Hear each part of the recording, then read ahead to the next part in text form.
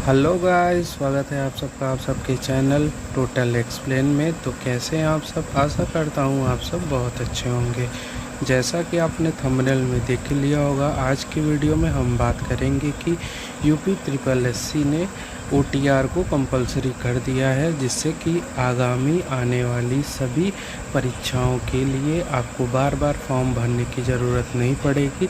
आप अपने OTR number से ये फॉर्म फिल कर पाएंगे।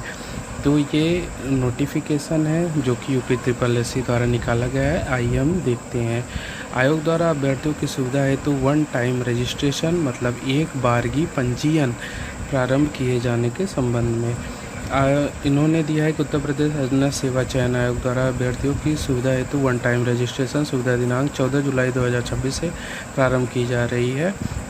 उन्होंने बताया कि ये 14 जुलाई से ये प्रारंभ हो गई, मतलब आज से यह चालू हो गया है। आप इसमें अप्लाई कर सकते हैं, जिससे कि बार बार अभ्यर्थियों को अप्लाई करने के लिए सभी सूचनाओं को बार बार न भरना पड़े। एक ही बार में वो अपना ओटीआर नंबर डालेंगे और सूचनाएं अपने आप फिल हो जाएंगी। फिर इन्होंने वन टाइम रजिस्ट्रेशन के मुख्य बिंदु निम्नवत दिए हैं। जैसे कि आप जैसे जानते रहे कि इसमें क्या करना है जिससे कि आपका ओटीआर रिजेक्ट ना हो और फिर आगे आपको कोई परेशानी ना हो। आयोग द्वारा भविष्य में विज्ञापित की जाने वाली प्रारंभिक अर्हता परीक्षा अथवा मुख्य परीक्षा हेतु आवेदन को ओटीआर अनिवार्य हो गया है। भविष्य में आयोग के सभी विज्ञापनों के सापेक्ष आवेदन करने हेतु ओटीआर संख्या का उपयोग किया जाएगा। जैसा कि पहले बताया, ओटीआर को कंपलसरी कर दिया गया है और आगामी परीक्षाओं के लिए ओटीआर को आवश्यक बना दिया गया है। जब तक ओटीआर नहीं होगा आप फॉर्म फिल नहीं कर पाएंगे। और ओटीआर करने के लिए फॉर्म फिल करने में आपको कोई भी पैसा नहीं लगेगा, यह पूरी तरह निःशुल्क है। अभ्यर्थियों को ओटीआर हेतु नवीन आवेदन प्रारंभिक अर्हता परीक्षा 2025 की पंजीकरण संख्या के आधार पर आवेदन करना होगा। अगर आप ओटीआर करना चाह रहे हैं तो आपको पिट 2025 में जो पंजीकरण संख्या मिली है उससे ही आवेदन कर पाएंगे। और नेक्स्ट पॉइंट में इन्होंने बताया है कि यदि किसी अभ्यर्थी ने प्रारंभिक अर्हता परीक्षा 2025 हेतु आवेदन किया है तो उसे प्रारंभिक अर्हता परीक्षा 2025 की पंजीकरण संख्या के आधार पर ओटीआर हेतु आवेदन करना होगा। ठीक है दोस्तों, फिर बात करेंगे पॉइंट 5 की। ओटीआर के लिए अभ्यर्थी के पास वैध मोबाइल नंबर एवं वैध ईमेल आईडी होना अनिवार्य है। मोबाइल नंबर एवं ईमेल भर्ती प्रक्रिया की संपूर्ण अवधि तक सक्रिय रहने चाहिए। ठीक, फिर अगले पॉइंट में इन्होंने बताया कि मोबाइल नंबर एवं ईमेल आईडी का सत्यापन ओटीपी द्वारा किया जाएगा। जैसा कि सभी बोर्डों द्वारा ओटीआर को कंपलसरी कर दिया गया है, तो यूपी ट्रिपल एससी द्वारा अब जाकर ओटीआर को कंपलसरी किया जा रहा है। तो इन्होंने बताया कि आपके पास वैलिड मोबाइल नंबर और ईमेल आईडी होना चाहिए और वह चलते रहना चाहिए। फिर अगले पॉइंट में इन्होंने बताया है कि अभ्यर्थियों को आवेदन पत्र में नाम, जन्मतिथि, पिता एवं माता का नाम, राज्य, गृह जनपद, हाई स्कूल अर्हता आदि विवरण दर्ज करना होगा तथा स्थायी एवं पत्राचार हेतु पते का भी उल्लेख करना होगा। एड्रेस को फिल करना होगा और अभ्यर्थी का नाम, पता, जन्मतिथि सब कुछ एक बार भरना होगा। फिर अगर एक बार भर देंगे तो उसके बाद अगली बार से आपको भरना नहीं पड़ेगा। फिर नेक्स्ट पॉइंट में बताया गया कि अभ्यर्थी को आवेदन पत्र में अपना अद्यतन रंगीन फोटोग्राफ 6 माह के अंतर्गत अपलोड करना होगा। फोटोग्राफ का साइज 50 KB से 100 KB के बीच होना चाहिए, जिसे तथा जेपीजी तथा जेपीईजी फॉर्मेट में होना चाहिए। उन्होंने बताया कि आप जो फ़ोटो अपलोड करेंगे वो 6 मंथ के अंदर की जो फ़ोटो है उसको ही अपलोड करना है और फ़ोटो का साइज़ 50 से 100 KB के बीच रहेगा और जेपीईजी या जेपीजी फॉर्मेट में रहना चाहिए, नहीं तो वो फ़ोटो अपलोड नहीं होंगी। फिर नेक्स्ट पॉइंट में अभ्यर्थी का हस्ताक्षर हिंदी तथा अंग्रेजी दोनों में होना चाहिए। अभ्यर्थी अपने हस्ताक्षर के नीचे स्वयं की हस्तलिपि में हिंदी में अपना नाम अवश्य लिखेंगे।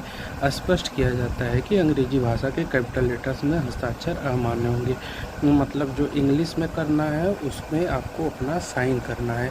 साइन जैसे होता है, जैसे पहले कैपिटल में फिर उसके बाद स्मॉल में, आप जैसे भी साइन करते हैं, अगर आप पहला स्मॉल में भी करते हैं कोई दिक्कत नहीं है, आप जैसे ही साइन करते हैं आपको वैसे सिग्नेचर करना है, लेकिन उसके नीचे हिंदी में अपना नाम ज़रूर लिखना है। ठीक उसके नीचे ही। फिर उसके बाद हस्ताक्षर का साइज़ 30 से 50 KB के बीच में JPEG या JPG फॉर्मेट में होना चाहिए। फिर नेक्स्ट पॉइंट में इन्होंने बताया है कि OTR हेतु आवेदन में दर्ज की गई समस्त जानकारी सही होनी चाहिए तथा अभिलेखों में उपलब्ध विवरण के अनुसार होनी चाहिए। OTR हेतु आवेदन पत्र को अंतिम रूप से सबमिट करने से पूर्व अभ्यर्थी सुनिश्चित कर ले कि उनके द्वारा दर्ज की गई समस्त प्रविष्टियाँ सही एवं पूर्ण हैं।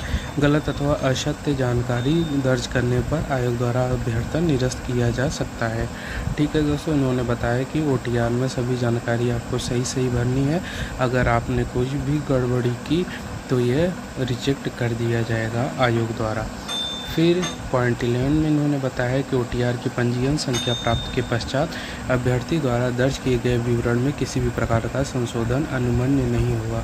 यहाँ पे ये एक इम्पॉर्टेंट पॉइंट है कि आपको जब OTR करा रहे हैं आपको पूरी सावधानी से करवाना होगा, क्योंकि एक बार OTR हो जाने के बाद उसमें कोई भी संशोधन नहीं हो पाएगा। तो मेक श्योर आपको अपना नाम, पता, डेट ऑफ बर्थ सभी कुछ से एकदम सही भरवाना होगा। फिर नेक्स्ट पॉइंट में इन्होंने बताया कि अभ्यर्थी को केवल एक OTR संख्या धारित करने की अनुमति है। एक से अधिक OTR धारित करते हैं आयोग द्वारा अभ्यर्थी का अभ्यर्थन निरस्त किया। अगर एक से ज़्यादा आप OTR करवाते हैं तो आयोग अगर इसको पाता है तो आपका अभ्यर्थन निरस्त कर दिया जाएगा। मतलब आप आयोग में दोबारा आप ना ही रजिस्ट्रेशन कर पाएंगे, ना ही कोई फॉर्म भर पाएंगे। फिर नेक्स्ट पॉइंट में इन्होंने बताया कि अभ्यर्थी अपना लॉगिन विवरण को गोपनीयता बनाए रखने के लिए स्वयं उत्तरदायी होगा। पंजीयन संख्या के दुरुपयोग की स्थिति में आयोग उत्तरदायी नहीं होगा। उन्होंने बताया कि आप अपना आवेदन की जो भी संख्या है वो अपने तक ही सीमित रखें, किसी और को ना बताएं। अगर ऐसा होता है तो इसके जिम्मेदार आप स्वयं होंगे, आयोग से उसका कोई लेना देना नहीं होगा। तो ये कुछ इम्पॉर्टेंट पॉइंट है दोस्तों जिसको आपको फॉलो करना है, जिससे कि आप एकदम सटीक तरीके से OTR कर पाएँ और ना ही कोई गड़बड़ी कर पाएँ।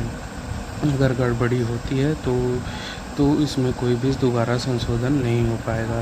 तो आप मेक श्योर आप एकदम सही जानकारी भरें और डबल चेक करने के बाद ही इसको लॉक करवाएं। और हाँ दोस्तों, मैं 3 लोगों का फ्री में OTR करूँगा। अगर किसी भी भाई या बहन को अगर OTR करवाना है तो मैं आपका फ्री में OTR करके दूँगा।